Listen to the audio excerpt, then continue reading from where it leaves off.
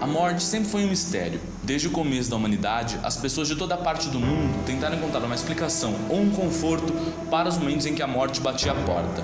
E foi através da religião que o homem primitivo começou a encontrar respostas. Inúmeros mitos explicavam os fenômenos naturais e também a vida e a morte, que seriam controlados por deuses e espíritos.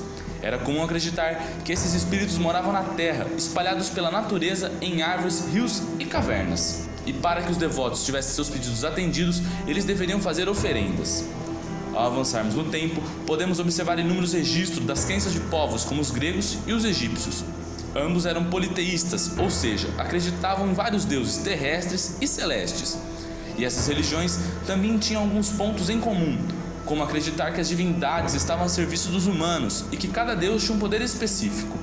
Para eles, a morte não era vista como algo ruim, pois do outro lado haveria a vida. Nós percebemos que nos povos antigos, tanto nas Américas como no Velho Continente, os povos enxergavam de uma forma positiva a morte, não de uma forma negativa, porque a morte estava ligada ao Deus. Então, os maias, os astecas, os incas, não é? Eles enxergavam a morte como um envio da alma para Deus. Assim os outros povos antigos também. Então, essa ligação da morte com Deus era um ponto positivo e, portanto, a morte ela não tinha aquela conotação tão... A Idade Média, entre os séculos V e XV, foi particularmente difícil para os chamados pagãos, ou seja, aqueles que não acreditavam nas doutrinas da Igreja Católica. Nessa época, a crença no inferno como punição para os pecados foi fortemente utilizada como uma espécie de controlador social. A Igreja foi responsável por expandir o conceito de punição e recompensa divina após a morte, segundo o comportamento de cada pessoa durante a vida. Eu acho que a Igreja Católica, ela põe a morte, conseguiu colocar no senso comum da sociedade ou das sociedades a noção de que a morte ela é negativa, ela é um momento triste. E isso é uma grande contradição. Isso já começa com o crucifixo, por exemplo, o Cristo pregado na cruz. Não é? A imagem do Cristo que o catolicismo passa não é a imagem do Cristo sorrindo, não é a imagem do Cristo alegre, não é a imagem do Cristo se confraternizando com as outras pessoas. Com o passar do tempo, as religiões se disseminaram por todo o mundo. O número estimado já ultrapassa os 10.000. E quando o assunto é a fé no que acontece na morte ou após ela, podemos dividir em 3 grandes grupos. As que acreditam em ressurreição, o catolicismo, o islamismo e o judaísmo. As que acreditam em reencarnação, a Igreja Tenrikyo, a Umbanda e o Espiritismo. E as que não acreditam em vida após a morte, os ateus. No Brasil, a variedade de crenças é grande, porém, de acordo com o IBGE, o Instituto Brasileiro de Geografia e Estatística, a população brasileira se declara majoritariamente cristã, um total de 87%. Esse grande número de cristãos se deve a um traço histórico da época da colonização, uma herança portuguesa, quando os missionários jesuítas catequizavam os nativos, imigrantes e também os escravos. A Bíblia é o livro sagrado do cristianismo. Ela é usada como base dos ensinamentos cristãos. Dentro do cristianismo, existem subdivisões, como o catolicismo e o protestantismo. Para os católicos, o Papa é o líder da Igreja e representante de Deus na Terra. Os padres também são figuras regionais importantes, porque são eles que transmitem os ensinamentos nas diversas partes do mundo. Na realidade, a morte é um processo onde, para nós cristãos e para o nosso processo de fé, é uma realidade de transição, de Páscoa, onde as pessoas deixam essa realidade humana e ressuscitam diante do bondoso Deus. É a realidade de morte que faz esse processo de transição. Uma das crenças da Igreja Católica que pode ser vista dentro das igrejas e nas casas dos fiéis são os santos. Eles foram pessoas iluminadas durante a vida na Terra e que, após a morte, tornam-se espíritos divinos que podem ajudar diretamente os devotos. A Santa Padroeira do Brasil é a Nossa Senhora de Aparecida. A essa santa são atribuídas inúmeras graças e conquistas.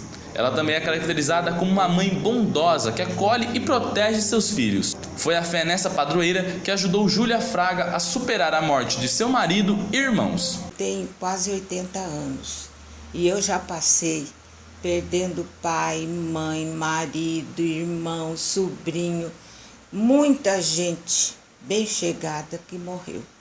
Sofri muito, mas graças a Deus, graças aos meus advogados, que são os santos da Igreja Católica, eu consegui vencer muita coisa.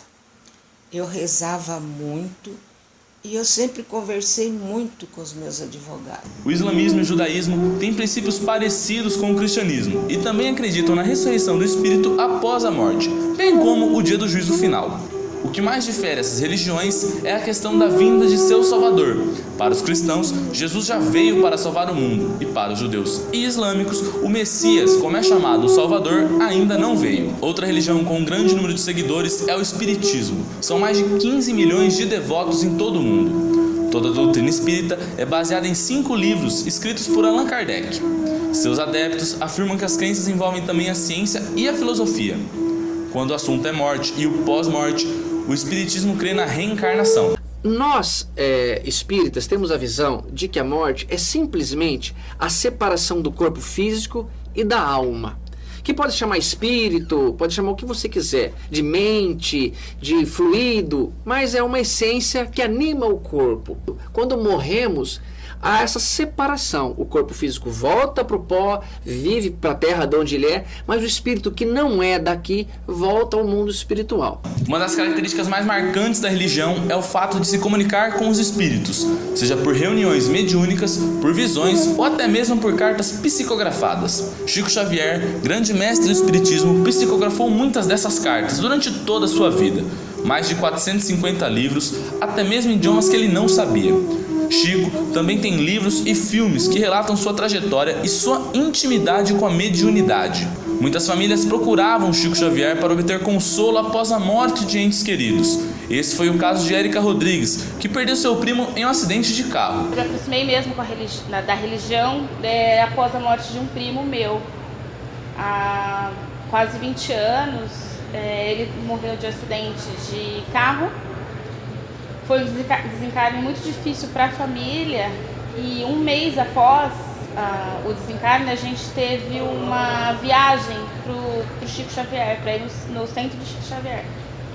E aí a gente foi e lá a gente recebeu uma mensagem, foi a primeira mensagem que esse meu primo me enviou.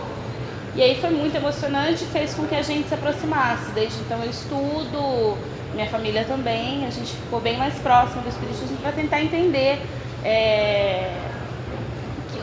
tentar entender o que é muito difícil de entender. A Umbanda é uma religião brasileira que inclui em suas práticas e ensinamentos diversos traços do cristianismo, de religiões africanas e indígenas. É uma religião monoteísta, ou seja, acredita em um só Deus. Seu nome na Umbanda sagrada é Orolum. As principais crenças da Umbanda são a imortalidade da alma, a reencarnação e o culto aos orixás. Diretamente do outro lado do mundo, do Japão, vem a igreja Tenrikyo. A crença desta religião é que Deus Pares criou esse mundo e os seres humanos para que eles pudessem compartilhar a alegria. A Tenrikyo ainda tem em sua crença a mãe da humanidade, chamada Oyasama. Ela viveu no século XIX e transmitiu a intenção divina de que todos tivessem uma vida plena aqui na Terra. A Tenrikyo acredita na reencarnação e na ideia de que não se deve temer a morte. O diretor Nobutoshi Yamaguchi explica que a Tenrikyo acredita que quando uma pessoa morre, acontece o retornamento, que é a volta para Deus e a espera pela ida ao paraíso. Ainda assim, a religião não usa o termo reencarnação, afinal, como Nobutoshi ensina, é apenas a volta para a Terra quando Deus mandar. São inúmeras religiões e crenças que nos ensinam a lidar e entender o luto. Mas e se nada após a morte existir, se tudo for apenas um ciclo biológico com uma data limite? Os ateus, baseados na ciência, acreditam nessa ideia. Sandro Pavlovsky é ateu e explica melhor esse conceito. Eu acredito que a morte é parte de um ciclo natural, onde isso acaba. Isso acaba, os que estão vivos vão se lembrar daqueles, né, que já se foram, e os que se foram não lembram mais de nada, deixa de existir, simplesmente a não existência. E eu encaro isso assim com a maior tranquilidade do mundo. Seja ateu ou fiel a alguma religião, o consenso entre todas as pessoas é que a recompensa e os benefícios de fazer o bem e transmitir amor ao próximo aparecem durante a nossa vida. O importante é que nos restem mais motivos de alegria do que arrependimentos quando a chama da vida finalmente se apagar.